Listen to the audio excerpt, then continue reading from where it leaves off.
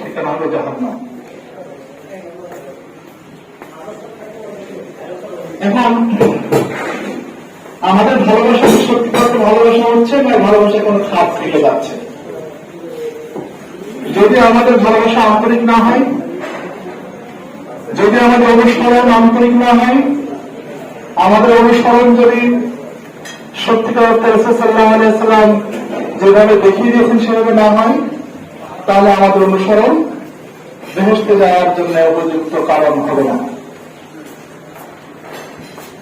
ধরেন নামাজ আল্লাহর একটি বিধান, নামাজকে বলা হয়েছে চাবি, কিন্তু সালাত আদায় করে কি জাহান্নামে যাবে না বলা হয়েছে না?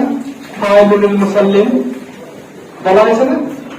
তাহলে একদম নামাজের জন্য ধ্বংস, অর্থাৎ নামাজ করলেই কিন্তু জান্নাতের চাবি পাওয়া যাবে না।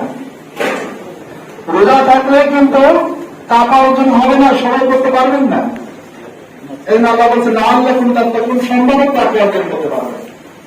তাহলে বিষয়টা হলো আল্লাহ এবং রাসূলকে রাজি এবং খুশি করার জন্য আল্লাহ এবং আল্লাহ রাসূলকে আমরা মনে প্রাণে ভালোবাসি, কিন্তু আমাদের কর্ম যে নীতিতে যে নিয়ম পদ্ধতি অনুসরণ করলে আল্লাহ রাসূল খুশি হন, সেই পদ্ধতি অবলম্বন করতে না পারলেই আমরা কিন্তু ব্যর্থ হয়ে যাব। সবার কাছে পরিবেশন শেষে আমরা আবার খবর দেবো সবাই করেছেন কিনা, এই জন্য নিরাপদিতে থাকেন, ইনশাল্লাহ সবাই আমরা পাবো, আর না পারলে সমস্যা নেই, মাফ করে খাবো ইনশাল্লাহ।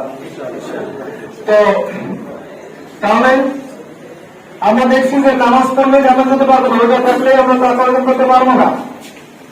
দেখেন জাস্ট ইমাজিন, আমরা চিন্তা করি, আবার রাসূল সাল্লাল্লাহু আলাইহি ওয়াসাল্লাম নবুয়তের 23 বছরে আরব জাহানের অন্ধকারাচ্ছন্ন সেই যুগকে তিনি পরিচ্ছন্ন একটা সমাজে পরিণত করেছিলেন।